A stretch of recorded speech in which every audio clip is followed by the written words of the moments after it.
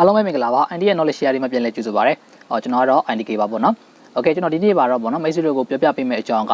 ကျွန်တော်တို့ဒီ MS Player ဆိုတဲ့ကျွန်တော်တို့ဗီဒီယိုကြည့်တဲ့ software อ่ะပေါ့နော်ကျွန်တော်မသိတဲ့အချက်လက်တွေရှိနေပါသေးရပေါ့နော်။ကဲဆိုတော့ဒီနေ့မှာပေါ့နော်ကျွန်တော်တို့ဒီလူသိနေတဲ့ MS Player ရဲ့မှာအကြောင်းအရာလေးပေါ့နော်လူသိနေတဲ့ လျှို့ဝှက်ချက်လေးတွေကိုကျွန်တော်ဒီနေ့မှာပြောပြပေးချင်ပါတယ်။ Okay ဆိုတော့တော့လက်ကြစို့Okay ကျွန်တော်အခုပြောပြပေးမယ်MS Player ရဲ့ version ကတော့ဒီနောက်ဆုံး update version ဖြစ်ပါတယ်အဲကြောင့်မလို့ကျွန်တော်တို့ Google Play Store မှာတွားရောက်ပြီးတော့ download ဆွဲလို့ရပါတယ်ဘယ်လိုလုပ်မလဲဆိုရင် MS Player ပေါ့နော်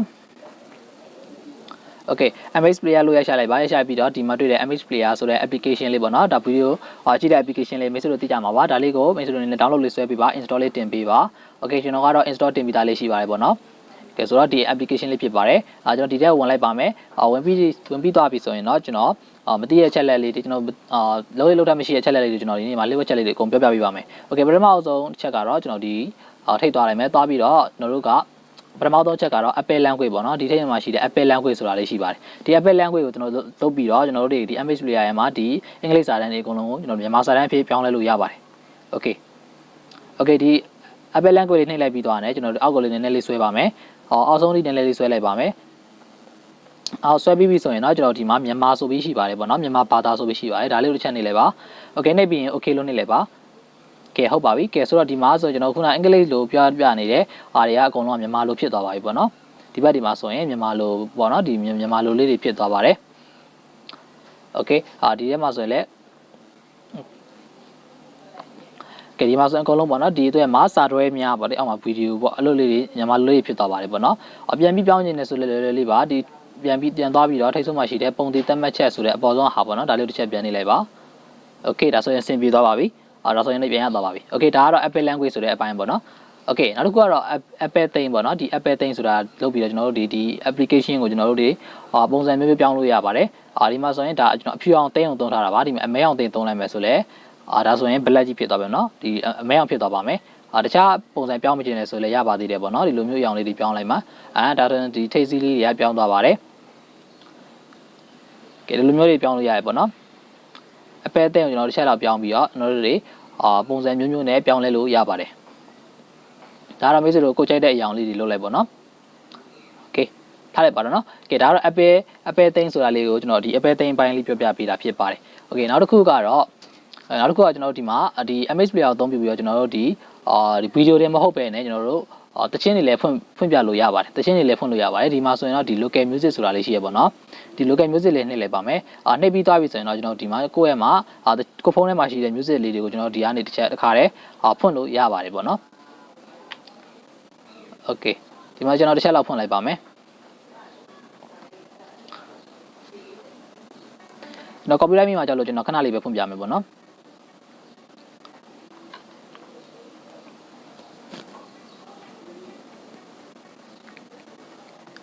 Okay အဲ့လိုလေးကျွန်တော်တို့ဖွင့်ပြီးတော့ကျွန်တော်တို့တစ်ချက်လောက် application လေးကနေထွက်လိုက်မယ်ဆိုရင်လည်းတချင်းဖွင့်နေတဲ့အတိုင်းပဲရမှာပဲဖြစ်တယ်ပေါ့နော်ပြီးရင်ဒါပိတ်လိုက်မယ်ဒါဆိုလည်းရပါတယ်ကဲဆိုတော့တစ်ချက်လောက်ပြန်ဝင်မယ်ပြန်ဝင်ပြီးတော့ကျွန်တော်တို့ခုနကကျွန်တော်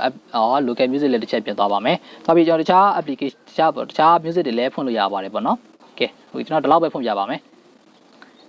Okay ဒါ music ပိုင်းဖြစ်ပါတယ် music ပိုင်းဖြစ်ပြီးသွားပြီဆိုတော့နောက်တစ်ခုကတော့ကျွန်တော် file transfer ပေါ့နော်ဒီ file transferဒီကျွန်တော်တို့ဒီ MS Player ကိုအသုံးပြုပြီးတော့ကျွန်တော်တို့တွေ file ကျွန်တော်တို့ဖုန်းထဲမှာရှိတဲ့ဒီ application တွေဒီ video file တွေကိုတစ်ခုနဲ့တစ်ခုကျွန်တော်တို့လွှဲပြောင်းပေးလို့ရပါတယ်ပြောမယ်ဆိုရင်တော့ file transfer လုပ်လို့ရပါတယ်စာပြလို့ပဲပေါ့နော်စာပြလို့ပဲကျွန်တော်ဒီလိုမျိုးလို့အသုံးပြုလို့ရပါတယ်ဒါကျွန်တော်တို့သိရသူနည်းနည်းပဲရှိရပေါ့နော်တချို့မသိကြဘူးပေါ့နော်ဒီလိုမျိုးကျွန်တော်တို့အသုံးပြုလို့ရပါတယ်ဒါပေမဲ့အခုလောလောဆယ်တော့ကျွန်တော်ဖုန်းနှလုံးနဲ့လုပ်ပြမှာဖြစ်တဲ့အတွက်ကျွန်တော်မှာဖုန်းတစ်လုံးမရှိရတော့ကျွန်တော်လုပ်ပြလို့အဆင်မပြေပါဘူးအဲကြောင့်မလို့ကျွန်တော်အနေနဲ့ဒီနားမှာဒါလုပ်လို့ရတယ်ဆိုတဲ့အကြောင်းလေးကိုပဲကျွန်တော်ပြောပြပေးချင်ပါတယ်ကဲဘယ်လိုအသုံးပြုရမလဲဆိုတော့ကျွန်တော်နောက်ကြမှာပဲကျွန်တော်ဗီဒီယိုတစ်ပုတ်လောက်တင်ပေးပါဦးမယ်ပေါ့နော်ဒီလိုမျိုးလေးကျွန်တော်တို့ဒီ send ရယ် receipt ရယ်ဒါလေးတွေကိုအသုံးပြုပြီးကျွန်တော်တို့ဖုန်းတစ်လုံးနဲ့တစ်လုံးအသုံးပြုလို့ရတယ်file တွေကိုလွှဲပြောင်းလို့ရတယ်ဆိုတော့မိတ်ဆွေတို့ပြပြပေးချင်ပါတယ်ကဲဒါကတော့ဒါ file transfer ပိုင်းပေါ့နော်နောက်တစ်ခုကတော့ကျွန်တော်ဒီမှာ private folder ပေါ့နော်ဒီ private folder ကတော့ဒီကျွန်တော်တို့ဒါဘာလဲဆိုတော့ကျွန်တော်တို့ဒီကျွန်တော်တို့ရဲ့မှာpersonal ဖြစ်တယ်ကျွန်တော်တို့ဒီ video file တွေတချင်း file တွေစသဖြင့်ဓာတ်ပုံတွေစသဖြင့်တခြားသူတွေကိုမမြင်စေချင်တဲ့မတွေ့စေချင်တဲ့အရာတွေကတော့ကျွန်တော်ဒီ private folder ထဲမှာကျွန်တော်တို့ကဖွက်ထားလို့ရပါတယ်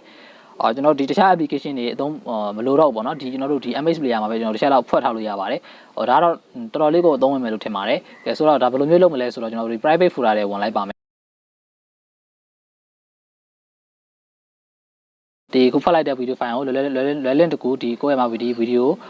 ဒီမှာပေါ့နော်ပြမနေမှာမဟုတ်တော့ဘဲနဲ့ဒီပြနေမှာမဟုတ်တော့ဘဲနဲ့ဒီကျွန်တော်တို့ဒီ private folder ဆိုတဲ့အပိုင်းကိုသွားပြီးမှကြည့်ရတော့မှာဖြစ်ပါတယ်။ကျင်တဲ့ video file တွေကိုဒီ MS player က file လို့ရတယ်ဆိုတဲ့အကြောင်းကိုကျွန်တော်ပြပြပေးတာဖြစ်ပါတယ်။ Okay နောက်တစ်ခုကတော့ဒီမှာ equalizer ပေါ့နော် equalizer ဆိုတာဘာလဲဆိုတော့ဒီသူကတော့အတန်တွေကိုပေါ့နော်ဗီဒီယိုအတန်တွေပဲဖြစ်ဖြစ်ဒီကိုယ့်ရဲ့မှာအတန်တွေကိုသူကဒီချိန်ကြည့်တာပေါ့နော်ကိုယ့်ကိုရှောက်ပေါက်ကရပန်းပပန်း40ရှောက်လို့ရင်လည်းရပါတယ်ဒီလိုမျိုးအတန်တွေကိုကိုရှောက်ပြီးရောလုပ်လို့ရပါတယ်ပေါ့နော်ဒါကတော့ကျွန်တော်လုံးမပြတော့ပါဘူးကျွန်တော်ဒါဒီဘက်တိတ်လည်းမကျွမ်းကျင်ပါဘူးဒါ on ပြီးသွားရင် off လည်းပြန်ပိတ်ထားလို့ရပါတယ်ပေါ့နော် Okay ကျွန်တော် off ပြန်အောက်ထားလိုက်ပါမယ် Okay ပြီးတော့ဒီမှာ video playlist ပေါ့နော်ဒီမှာ video playlist ဆိုတာလေးပိုင်းရှိပါတယ် video playlist ကဘယ်လိုပုံစံလဲဆိုရင်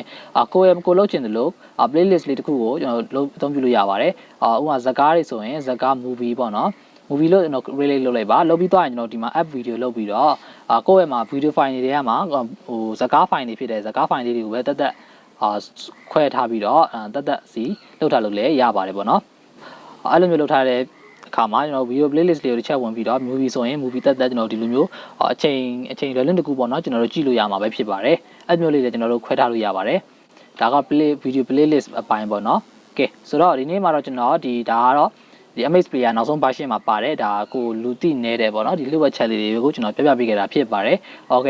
ဒီနေ့မှာတော့ကျွန်တော်ဒီမှာတော့ပေါ့နော်မိတ်ဆွေတို့အသုံးဝင်လောက်မဲ့ထင်တဲ့ဟာတော့ဒီ private folder ဖြစ်လောက်မယ်ပေါ့နော်private folder ကတော့ဒီကိုလူတွေမသိစေချင်တဲ့ image တွေ video တွေကိုဒါလွယ်လင့်တက်ကိုဒီ MS player လေးအသုံးပြုပြီးတော့file လို့ရတယ်ဆိုတာလေးကိုလည်းမိတ်ဆွေတို့သိတာရလောက်ပြီးပဲထင်ပါတယ်ကဲဆိုတော့အားလုံးပဲအဆုံးထိကြည့်ပြီးလို့အားလုံးကိုကျေးဇူးတင်ပါတယ်